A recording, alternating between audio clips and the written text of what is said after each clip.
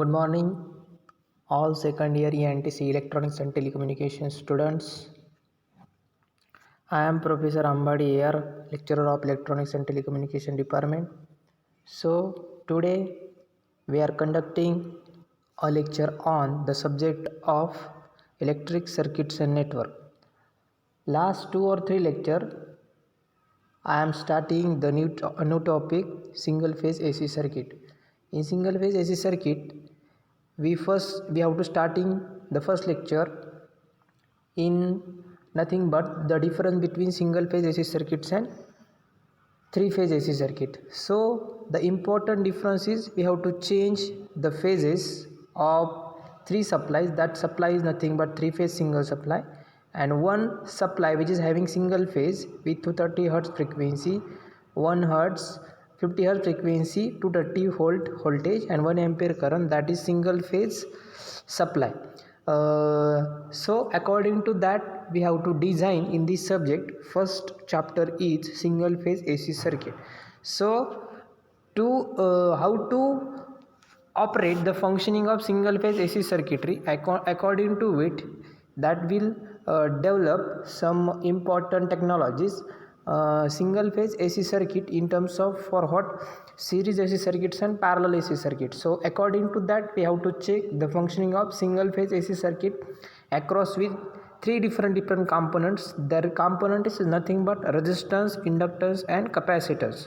So in this lecture or yesterday's lecture we have to starting the one of the important third subtype of single phase AC circuit is nothing but series AC circuit, in which there are three types of series AC circuits: RL AC circuit, RC AC circuit and RLC single phase AC circuit, in which two AC circuit are also discussed here. Last lecture we have to discuss series RLC circuit, in which we have to use a source as a single source supply. According to across with that single phase AC circuit we have to connect three different components like the resistor, inductor and capacitor, and also check the functioning of source Vs, apply across that all three series component. What is the current flowing through that whole circuit is nothing but IT is equal to Im sin of omega t. So what will be the effect across that all component is nothing but the voltage drop across resistance VR. VL is the voltage drop across inductance and VC is the voltage drop across capacitance. So most of the important topic that we have to solving the problems of RLC circuit is very important to how to know the different formulas, how to calculate the current, how to calculate the impedance, their power triangle representation, their impedance triangle representation. That will be the important things are almost discussed for the last lecture. So in this lecture we have to take some overview part, because we have to starting the new topic another way to conjugate or complexity applications of all these electric circuit. That's why I am to telling again the important formula of RLC circuit. So RLC series circuit, the current flowing through nothing is find out by some formulas. I is equal to V divided by Z. That will be the important formula also discussed from the last lecture. ज्यावेळेस आपण last लेक्चरला हा series मधला third type discuss केला होता, कुठला RLC series circuit. त्यामध्ये सर्वात important जो पॅरामीटर होता तो काय असेल, how to find out the current flowing through whole RLC series circuit. तर करंट कसा फाइंड आउट करायचा, तर आय ची व्हॅल्यू काय असेल तुमच्यामध्ये, I is equal to V divide by Z ने तुम्ही फाइंड आउट करू शकता. व्ही तुमचा टोटल व्होल्टेज असेल, आय तुमचा टोटल करंट असेल, झेड तुमचा काय असेल इम्पेडन्स. तर इम्पेडन्स कशावरती डिपेंड असेल तुमचा, इम्पेडन्स अक्रॉस इंडक्टर आणि इम्पेडन्स अक्रॉस कॅपॅसिटर. तर इम्पेडन्स कशाने रिप्रेझेंट करतो आपण, कॅपिटल झेड. तर कॅपिटल झेड जर तुम्हाला फाइंड आउट करायचं असेल तर तुम्हाला कसा काय काय माहीत पाहिजे, इंडक्टिव्ह रिॲक्टन्स आणि इंडक्टिव्ह कॅपॅसिटन्स, जे आपण एक्सेल आणि एक्सीच्या रिप्रेझेंटेशन करत असतो आपण हे दोन्ही लेटर्स. तर what is mean by X L आणि व्हॉट इज मीन बाय एक्सी.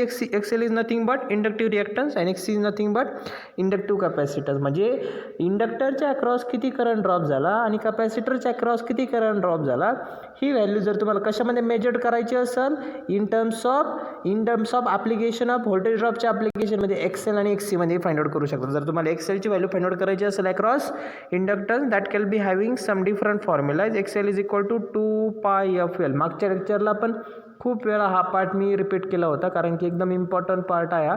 कारण की ज्यावेळेस तुम्हाला प्रॉब्लेम सॉल्व्ह करण्यासाठी येईल त्यावेळेस इंडक्टिव्ह रिॲक्टन्स आणि कॅपॅसिटिव्ह रिॲक्टन्स हा तुम्हाला काय करता आला पाहिजे, कॅल्क्युलेट करता आला पाहिजे. तर Excel is equal to 2πfl आणि x is equal to 2πfc. हा पण पार्ट आपण ऑलरेडी डिस्कस केलेला आहे. जर तुम्हाला करंट फाइंड आउट करायचं असेल तर करंटसाठी काय फॉर्म्युला असेल, capital I is equal to V divided by J. तर झेड मीन्स त्या सर्किटचा टोटल इम्पेडन्स असेल. टोटल इम्पेडन्स तुम्हाला कधीच गिवन दिलेला नसतो त्या प्रॉब्लेममध्ये, तर तुम्हाला काय करावं लागतो, फाइंड आउट करावं लागतं. How to find out the impedance. So Z is equal to square root of R square plus X L minus X C bracket square. ह्या फॉर्म्युल्याने तुम्ही तुमचा इम्पेडन्स फाइंड आउट करू शकता. त्यासाठी तुम्हाला रेजिस्टन्सची व्हॅल्यू माहीत पाहिजे, इंडक्टिव्ह रिॲक्टन्स माहीत पाहिजे आणि कॅपॅसिटिव्ह रिॲक्टन्स माहीत पाहिजे. हे दोन व्हॅल्यूज जर तुम्हाला माहीत असतील तर तुम्ही इझिली काय करू शकता, capital Z mean impedance of whole RLC circuit तुम्ही काय करू शकता, फाइंड आउट करू शकता. जर तुम्हाला इम्पेडन्स माहिती आहे, जर तुम्हाला करंट माहिती आहे तर तुम्ही काय करू शकता, what will be the relationship between voltage and current is nothing but the graphical representation of their phasor representation. म्हणजे काय कन्सेप्ट आहे फेजर रिप्रेझेंटेशन. तुम्ही phasor representation means that will be having some graphical representation. ग्राफमध्ये तुम्ही relationship दाखवू शकता काय, voltage across whole circuit आणि करंट अक्रॉस होल सर्किट. याच्यामध्ये कोण पुढं असेल, कोण मागं असेल, कोण लिडिंग असेल, कोण लॅगिंग असेल. अकॉर्डिंग टू दॅट तुम्हाला एक फेज अँगल भेटतो. तो फेज अँगल आपण फायने रिप्रेझेंट करतो. तर तो जो फेज अँगल जर तुम्हाला फाइंड आउट करण्यासाठी विचारला कुठल्या पण प्रॉब्लेम्समध्ये तर तुम्ही तो कसा फाइंड आउट करू शकता, tan phi is equal to tan phi is equal to X L minus X divide by R. म्हणजे इम्पेडन्सचा एक छोटासा पार्ट असेल. कुणाच्या अक्रॉसचा इम्पेडन्स, त्या दोन्ही इंडक्टन्स आणि कॅपॅसिटरच्या अक्रॉसचा इम्पेडन्स डिवाइड बाय रेजिस्टन्सच्या अक्रॉसचा इम्पेडन्स. तुम्हाला काय भेटतो, फेज अँगल भेटतो. म्हणजे phi is equal to tan inverse of X L minus X divide by R. आणि तुम्ही डायरेक्टली काय फाइंड आउट करू शकता, RLC सर्किटचा फेज अँगल हे एक इम्पॉर्टंट आहे. ही फेजर डायग्राम पण महत्त्वाची. कुठल्या कुठल्या कंडिशन्समध्ये, कारण की काही कंडिशन असू शकतात का एक्सएल इज इक्वल टू एक्सी असू शकते, एक्सएल इज ग्रेटर दॅन एक्सी असू शकते किंवा एक्सएल इज लेस दॅन एक्सी असू शकते. म्हणजे त्या कंडिशन्समध्ये तुमच्या VC आणि VLची व्हॅल्यू कशी असेल, 3 कंडिशन्समध्ये चेंज होईल. काय, व्होल्टेज अक्रॉस इंडक्टन्स किंवा व्होल्टेज अक्रॉस कॅपॅसिटर हे इक्वल पण असू शकतं, त्यावेळेस फेजर डायग्राम वेगळी असेल. VL ग्रेटर असू शकतं, VL ग्रेटर असू शकतं VC पेक्षा, त्यावेळेस एक कंडिशन्स थोडीशी वेगळी असेल. किंवा VL लेस असू शकतं VC पेक्षा, त्या कंडिशन्समध्ये तुमची फेजर डायग्राम वेगळी असेल. हे फेजर डायग्राम्स तुम्हाला ड्रॉ करण्यासाठी वगैरे येतात. त्यावेळेस इम्पॉर्टंट असतं तुमचा power factor. So power factor तुमच्यासाठी मोस्टली बेसिक जो फॉर्म्युला आहे, how to calculate the power across any circuit is nothing but P is equal to I square R. हा बेसिक फॉर्म्युला आहे. जर तुम्हाला स्पेसिफिक अशा फॉर्म्युलेने जर कॅल्क्युलेट करायचं असेल तर V into I into cos pi ह्या फॉर्म्युलेमध्ये तुम्ही काय करू शकता, पॉवर कॅल्क्युलेट करू शकता. जर तुम्हाला कॉस पाय हा त्याच्यामधला पॉवर फॅक्टर असेल तर how to calculate the power factor in RLC circuit, तो cos pi is equal to VR divide by R. Means R divide by Z. Resistance divided by total impedance जर तुम्ही केला तर तुम्हाला काय भेटतो, डायरेक्टली पॉवर फॅक्टर भेटतो. त्याला काय म्हणता, कॉस फाय. तर ऑलरेडी त्या पॉवर फॅक्टर, पॉवर ट्रायंगल हे कंडिशन्स ऑलरेडी आपण डिस्कस केले लास्ट लेक्चरला. तर ह्या लेक्चरमध्ये डायरेक्टली आपण काय घेऊयात, त्या फेजर डायग्रामचे कंडिशन्स पण बघितले आपण. काय, जर एक्सएल ग्रेटर असेल एक्सीपेक्षा तर जी डायग्राम दिसते याच्यावरती स्क्रीनवरती ती डायग्राम्स तुमची जनरेट होऊन जाईल. एक्सएल इज ग्रेटर दॅन एक्सी म्हणजे काय असेल, तुमचा व्होल्टेज अक्रॉस इंडक्टर हे ग्रेटर असेल ॲज कम्पेअर टू VC पेक्षा. तर कशी जनरेट होईल ती, VL मायनस VC. फक्त कुठं दाखवायचं, व्हर्टिकलला VL मायनस VC घ्यायचं, हॉरिझॉन्टलला VR घ्यायचं. आणि इथं फक्त काय करायचं, ते वरती गेली ना डायग्राम. आता जर उलटं असेल, एक्सएल ग्रेटर असेल XC पेक्षा तर फक्त उलटं करायचं, VC मायनस VR. म्हणजे VC मोठा आहे, VL छोटा आहे, फक्त खाली जाऊन जाईल. VR कुठं राहील, हॉरिझॉन्टल राहील. फक्त 2 कंडिशन्स तयार होतील. एक मोठा असेल तर एक वरती जाईल आणि दुसरा मोठा असेल तर तिकडं जाऊन जाईल, खाली जाऊन जाईल. हे लीडिंग आणि लॅगिंगचा एक कन्सेप्ट काय करायचं सर्वांनी लक्षात ठेवायचं. आता नेक्स्ट पार्ट बघूयात आपण, application of RLC series circuit. हे जे RLC सिरीज सर्किट आहे ते आपण कुठं कुठे यूज करू शकतो. तर त्याचे फॉलोविंग ॲप्लिकेशन्स आहेत बघा. सर्वांच्या स्क्रीनवरती ते ॲप्लिकेशन दिसत असते. 1 बाय 1 मी रीड करून दाखवतो. तर ते सर्व ॲप्लिकेशन्स हे व्हिडिओ स्टॉप करायचा आणि 1 बाय 1 हे सर्व ॲप्लिकेशन्स तुमची प्रॅक्टिसची नोटबुक असेल त्याच्यामध्ये लिहून घ्यायचे सर्वांनी. हां बघा, त्यातला फर्स्ट ॲप्लिकेशन असलं RLC सर्किटचं, it's acts as a variable tune circuit. म्हणजे व्हेरिएबल ट्यून सर्किटमध्ये as a potentiometer as a spot म्हणून तुम्ही त्याचं ॲप्लिकेशन यूज करू शकता. म्हणजे कुठं tune circuit means mostly use like as a amplifier based circuit आहे. म्हणजे तुम्ही सर्वांनी ॲम्प्लिफायर बघितलं असेल ते जे डीजेमध्ये वगैरे वाजतात, तर अकॉर्डिंग टू ट्युनिंग तुमचा जो काही साऊंडचा आवाज आहे तो कमी जास्त होतो. त्या साऊंडच्या ट्विन सर्किटरीमध्ये जी सर्किटरी असते that will mostly use as a RLC circuit. म्हणजे कुठं यूज होतं आपलं जिथं व्हेरिएबल ट्विन सर्किट असेल, जिथं तुमचा आवाजाची फ्रिक्वेन्सी कमी जास्त करायची असेल, जिथं बटनाने तुमचा व्होल्टेज कमी जास्त चेंज होत असेल किंवा बटनाने तुमचा करंट कमी जास्त होत असेल, अशा टाईपच्या सर्किटरीमध्ये तुमच्या कुठली सर्किटरी यूज असते? RLC series circuit. तर नेक्स्ट त्याच्यातलं ॲप्लिकेशन असेल it's acts as a low pass, high pass, band stop filter depending upon the type of frequency. म्हणजे ॲज अ फिल्टरच्या ॲप्लिकेशनमध्ये पण तुम्ही RLC सर्किट यूज करू शकता. म्हणजे फिल्टरचे वेगवेगळे टाईप्स आहेत त्याच्यामध्ये.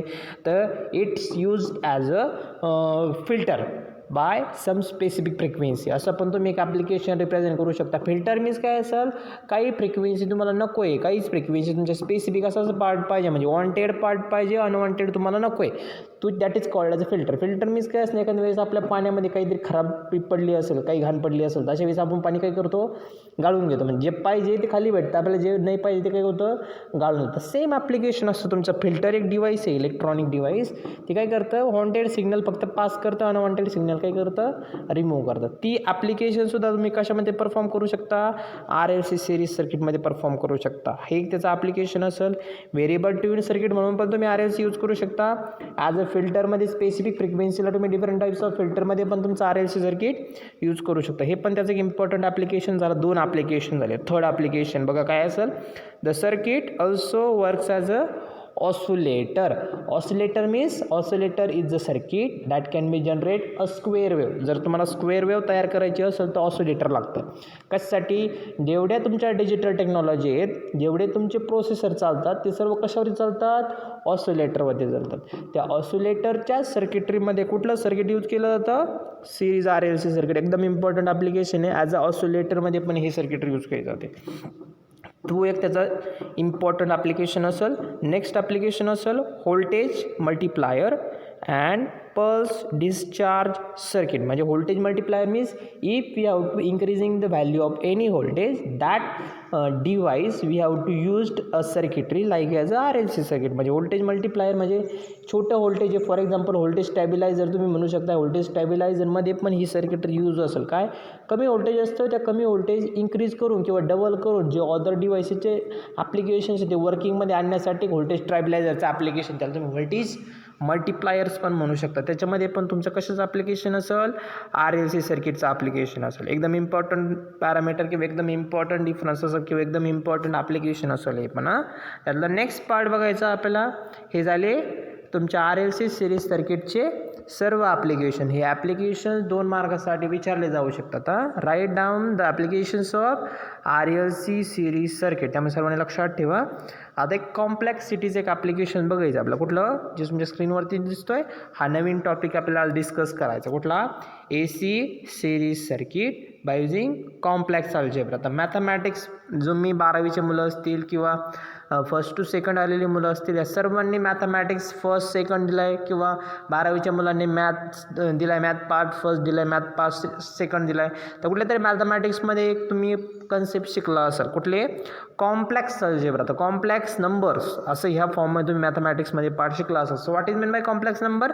The numbers which is having one real part and one imaginary part, that whole number system is called as a complex number. तर कॉम्प्लेक्स नंबर म्हणजे असा एक नंबर असतो त्याच्यात काही पार्ट इमॅजिनरी असतो आणि काही पार्ट कसं असतं? रिअल असतो. दोघांनी मिळून जो नंबर बनलेला असतो त्या नंबरला आपण काय म्हणत असतो? Complex number. तो नंबर कुठल्या फॉर्ममध्ये असतो? 2 ± 3j, 2 ± 2i. म्हणजे 1 ± मध्ये एक तर प्लस असतो किंवा मायनस असतो, दोन्ही कुठली पण एक नोटेशन तुम्ही यूज करू शकता. 2i जो एखाद्या नंबरला आयने मल्टिप्लाय केलं किंवा जेने मल्टिप्लाय केलं. आय मीन्स काय असतो? त्याचा इमॅजिनरी किंवा तुमचा इमॅजिनरी कॉन्ज्युगेट असतो. म्हणजे जो इमॅजिनरी नंबर काय करत असतो? रिप्रेझेंट करत असतो. म्हणजे जो राहिलेला नंबर आहे तो square root of multiply by 1 ह्या व्हॅल्यूने रिप्रेझेंट केला असतो किंवा तो जो टर्म असते कशी असते? हिडन असते. तर बघा तुमच्या याच्यावरती दिला इमॅजिनरी नंबर्स मीन्स काय स्क्वेअर रूट ऑफ -1 जर एखाद्या टर्म्सला मल्टिप्लाईंगमध्ये असेल हिडन रूट्समध्ये जर मल्टिप्लाय असेल that's all part is called as imaginary part. आता फॉर एक्झाम्पल त्यांनी सपोज केलं तो -1 स्क्वेअर रूट ऑफ -1 न रिप्रेझेंट करता मी कशाने रिप्रेझेंट केला जेने रिप्रेझेंट केला तो नंबर तो जे is called as imaginary number. म्हणजे जे संग जो नंबर असेल तो टोटल कुठला नंबर झाला तुमचा इमॅजिनरी नंबर झाला. तर कॉम्प्लेक्स नंबर्स बघा दिले complex number have real part आणि इमॅजिनरी पार्ट. म्हणजे कॉम्प्लेक्स नंबर हा कुठल्या नंबर्सनी बनलेला आहे रिअलनी बनला आहे आणि इमॅजिनरी बनला आहे बरोबर. त्याचं एक एक्झाम्पल दिलं बघा 5 + 6j that number is called as a complex number. मी कसा आयडेंटिफाय केला 5 हा माझा कसा नंबर असेल रिअल नंबर असेल आणि 6j हा माझा कसं असेल इमॅजिनरी नंबर असेल. तर रिअल पार्ट 5 झाला इमॅजिनरी पार्ट 6j झाला. टोटल काय झाला तुमचा कॉम्प्लेक्स नंबर फाइंड आउट झाला फॉर्म झाला. तुम्हाला ॲडिशन करता आली पाहिजे कॉम्प्लेक्स नंबरची. त्या कॉम्प्लेक्स नंबरचे आपल्याला ज्यावेळेस प्रॉब्लेम सॉल्व्ह करायचे तर वेगवेगळे कॉम्प्लेक्स नंबरचा यूज करून आपल्याला काय करायची ॲडिशन सबट्रॅक्शन मल्टिप्लिकेशन किंवा डिव्हिजन हे जे अर्थमॅटिक ऑपरेशन्स आहेत ते ऑपरेशन्स तुम्हाला काय करता आलं पाहिजे परफॉर्म करता आलं पाहिजे. तर for example addition of complex number कशी करायची जे रिअल पार्ट असेल रिअलमध्ये ॲड करायचा इमॅजिनरीमध्ये ॲड करायचा म्हणजे तुमची काय होऊन जाईल ती ॲडिशन. सबस्ट्रॅक्शनमध्ये पण तसंच असेल सेम रूल ॲप्लिकेबल असते ना. आता बघा मला ॲडिशन करायची 2 नंबरची 6 + 7j हा एक माझा कॉम्प्लेक्स नंबर आहे आणि सेकंड पण एक नंबर आहे 3 - 5j. त्याची ॲडिशन जर करायची असेल तर रिअल पार्ट कुठला झाला 6 नंबर आणि 3 नंबर हा तुमचा कुठला पार्ट झाला रिअल पार्ट. 7 आणि -5 हा तुमचा कुठला पार्ट झाला इमॅजिनरी पार्ट. रिअल वेगळा करून घ्यायचा आणि इमॅजिनरी वेगळा करून घ्यायचा. 6 आणि 3च्या मध्ये 6 + 3 रिअल घेतले आणि 7 -5 मध्ये ॲडिशन जर केली तर मी काय भेटेल ती 7 - 5j. म्हणजे याची जर ॲडिशन मी परफॉर्म केली 6 + 3 = 9 आणि 7 - 5 = 2j. म्हणजे 9 + 2j हा मला काय भेटला नवीन कॉम्प्लेक्स नंबर. म्हणजे 2 कॉम्प्लेक्स नंबरची ॲडिशन कशी करायची अगोदर रिअल संग रिअलची करायची आणि इमॅजिनरी संग इमॅजिनरीची करायची. तर नेक्स्ट पार्ट बघा सबस्ट्रॅक्शनचं पण सेम तसंच दिलं आहे 12 - 6j - 4 + 5j. आता = बघा रिअलमध्ये अगोदर त्यांनी काय करून घेतली ॲडिशन करून घेतली 12 - 4 + 6 - 5j. म्हणजे आन्सर काय भेटला 12 - 4 = 8 आणि 6 - 5 = +1 म्हणजे 8 + j हा तुम्हाला कुठला भेटला नवीन कॉम्प्लेक्स नंबर भेटला. म्हणजे ह्या फॉर्म्सच्या ॲप्लिकेशनमध्ये how to apply the arithmetic operation addition and subtraction by using 2 complex number are given. आता नेक्स्ट पार्ट बघायचा आपण मल्टिप्लिकेशन कसं करू शकतो आपण. मल्टिप्लिकेशन हा एक पार्ट इम्पॉर्टंट आहे. आता बघा एक नंबर दिला आहे 5 that will be having multiplying factor of both whole bracket 2 + 7j. तर डायरेक्टली काय करायचं त्या नंबरने दोन्हीला पण मल्टिप्लाय करायचं रिअलला पण करायचं आणि इमॅजिनरीला पण करायचं. म्हणजे 10 + 35j ही मल्टिप्लाइंग फॅक्टर झाला. किंवा 2 याचं मल्टिप्लिकेशन असेल तर डायरेक्टली जसं आपण 2 bracket a - b multiply by a + b जसं आपण मल्टिप्लिकेशन करायचो सेम तोच रोल.